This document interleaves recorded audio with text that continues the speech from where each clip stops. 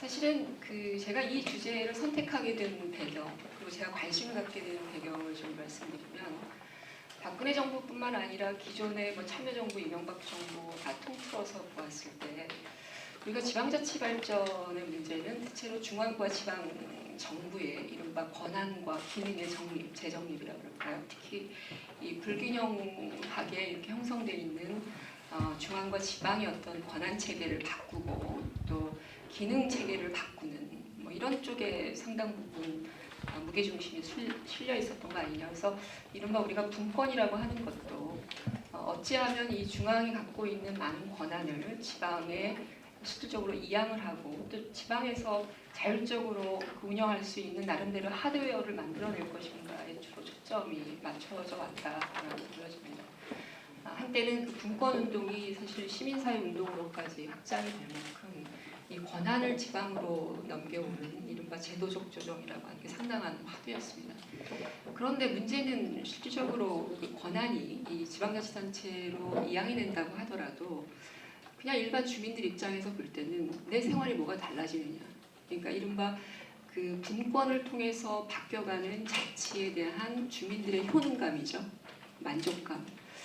이런 것은 굉장히 낮아져 왔다고 하는 것이죠. 그러니까 제가 알기로는 그 참여정부부터 시작을 해서 많은 권한들, 물론 이제 핵심적인 재정 권한 이런 권한들은 아직까지 이양이 충분히 이루어지지 않았지만 많은 사무 관련되는 권한들이 그 지방자치단체로 많이 이양이 됐음에도 불구하고 그냥 일반 시민들은 뭐가 바뀌었느냐라고 하는 문제 제기를 계속 하고 있습니다. 그것은 단체 자치, 이른바 단체의 권한이라고 하는 것은 상당 부분 증가했다고 강화됐다고 이렇게 우리가 볼 수 있겠지만 지역 주민들이 그런 어떤 참여, 지방의 어떤 자유롭고 자유로운 어떤 환경에 참여라고 하는 것은 상대적으로 많은 어떤 효능감을 주지 못했다라고 하는 거죠. 그래서 제가 이 과제에 대해서 느끼는 바는 우리가 여러 가지 행정구역, 이른바 체제 개편, 행정 체제 개편, 또 기능의 어떤 이양들, 이런 여러 가지 하드웨어적인 조정도 여전히 중요한 과제이지만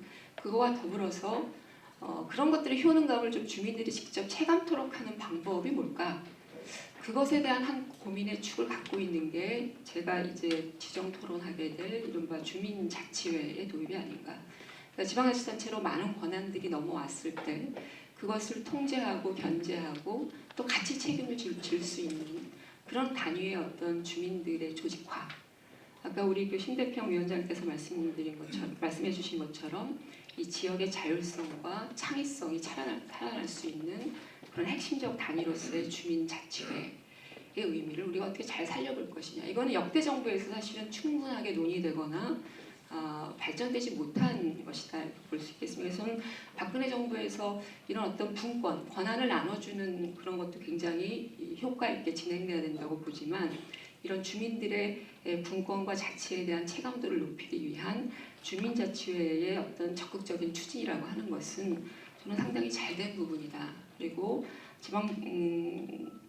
자치분권위원회가 실제적으로 지방자치발전위원회가 이런 부분들을 좀 내실 있게 해주신다면 좀 특색 있는 그런 그 과제가 되지 않을까라는 생각입니다.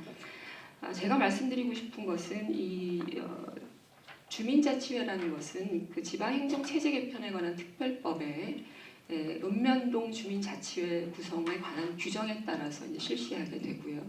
지금 아까 그 말씀해 주신 것처럼 시범 단계에 들어가 있습니다. 혹시 우리 그 읍면동 숫자를 혹시 아시나요? 제가 생각해 보니까 이 규정에 근거해서 보면 우리 전국의 읍은 한 215개 정도 되고 그 다음에 면은 1201개 정도 되고요. 동은 2061개입니다. 그러니까 읍면동 단위에 이 주민자치회를 조직하게 되면 총 한 3,400여 개의 주민자치회가 이제 만들어지는 거거든요. 3,000개가 넘는 이런 자발적인 조직들이 얼마나 특성 있게 지역에서 잘 운영될 것이냐라고 하는 것이 핵심적인 문제일 것 같습니다. 가장 중요한 것은 이 주민자치회는 단순히 어떤 동원 조직으로서 역할을 하는 것이 아니라 기본적으로 의사결정에 참여한다. 그러니까 이 권한이 넘어온 자치행정 체계 하에 이루어지는 다양한 중요한 결정 과정에 이 주민자치회가 얼마나 잘 참여해서 결정의 효능감을 가질 것이냐, 이게 이제 하나의 관건인 것 같고요.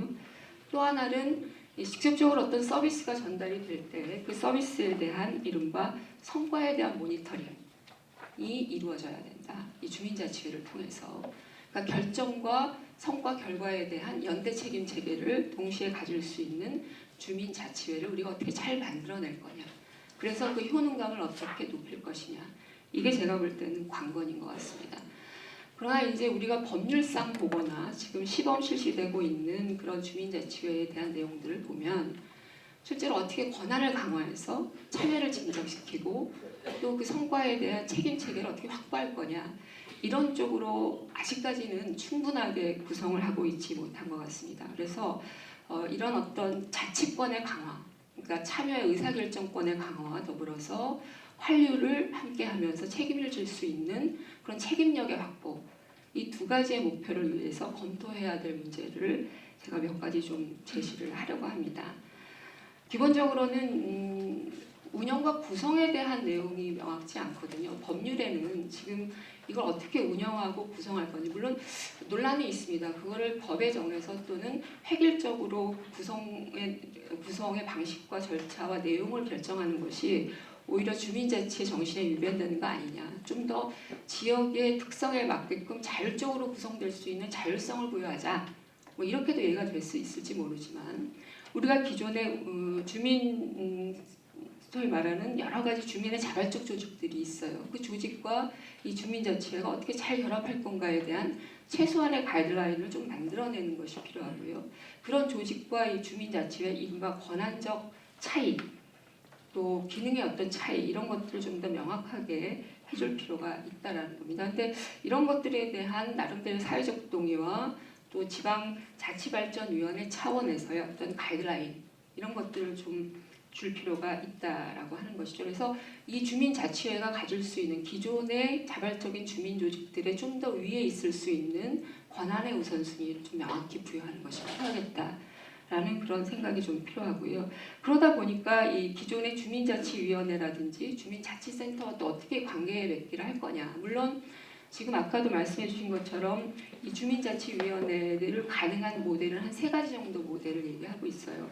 협력형이 있고, 그다음에 통합형이 있고, 주민조직형이 있는데, 그러니까 이런 그 유형들이 존재하지만 실제로 여기 안에서 관계 설정에 대한 최소한의 가이드라인을 제시하고 사실은 모형에 대한 논의가 좀 필요한데, 이걸 열어두게 되면 굉장한 혼란과 혼선이 있을 것이다라는 것이고요. 그래서 주민자치위원회나 주민자치센터의 어떤 그 역할과 기능에 중복되지 않는, 또는 없앨 수도 있는 거 아니겠습니까? 거기 이제 뭐 통합형 같은 경우에는 이 기존의 주민자치위원회, 주민센터를 좀 없애고 이 주민자치회 중심으로 일원화하는 이런 안들도 우리가 생각해 볼 필요가 있는데, 그런 어떤 기본적인 가이드라인, 또 관계 설정의 기본적인 지침, 이런 것들이 좀 사회적 동의를 통해서 만들어져야 되겠다라는 생각이고요. 그리고 주민자치회 어떤 구성과 운영에 관한 문제인데, 사실은 이 주민자치회를 운영하는 데 있어서 필요한 그 권한의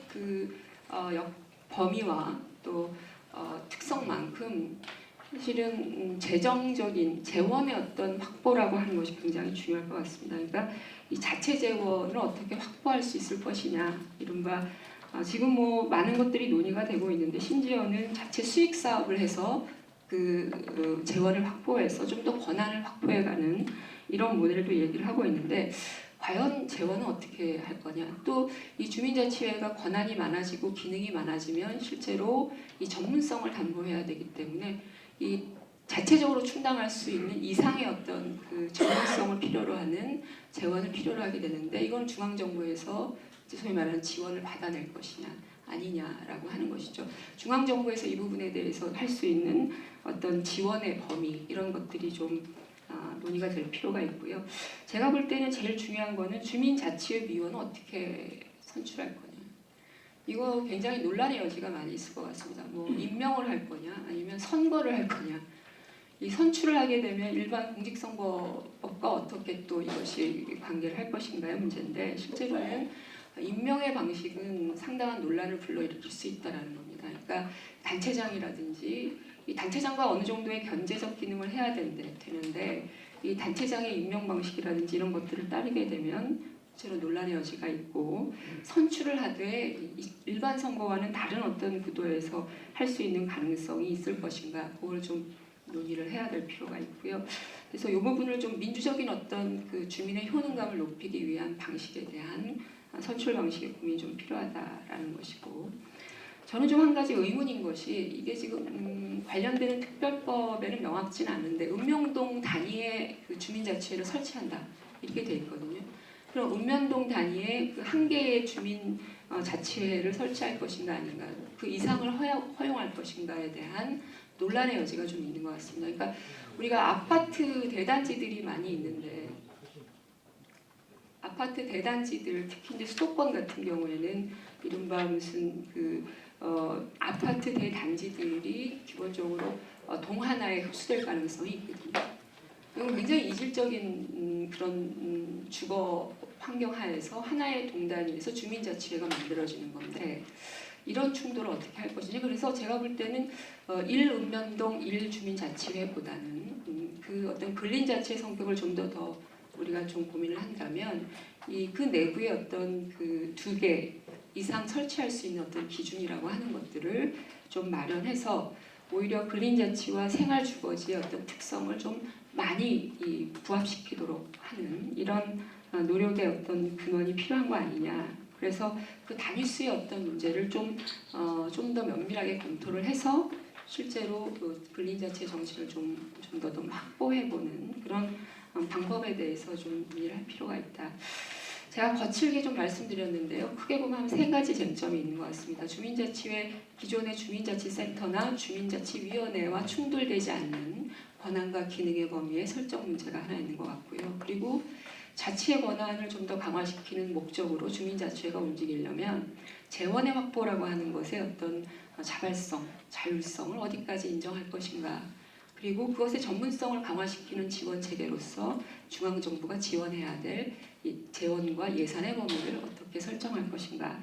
그게 있고요. 그리고 선출 방법에 있어서 직접 선출 방식을 좀 더 긍정적으로 검토하되 정치적 동원 체제가 되지 않는 그런 가능성에 대한 검토가 필요하고요. 그리고 읍면동 단위에 반드시 하나로 획일적으로 주민자치회를 설치하는 것은 상당히 문제가 있다. 그 지역의 어떤 특성에 맞게끔 복수의 어떤 주민자치회를 좀 더 효율적으로 구성해서 운영할 수 있는 방안에 대한 검토 이 정도로 좀 말씀드릴 수 있을 것 같습니다.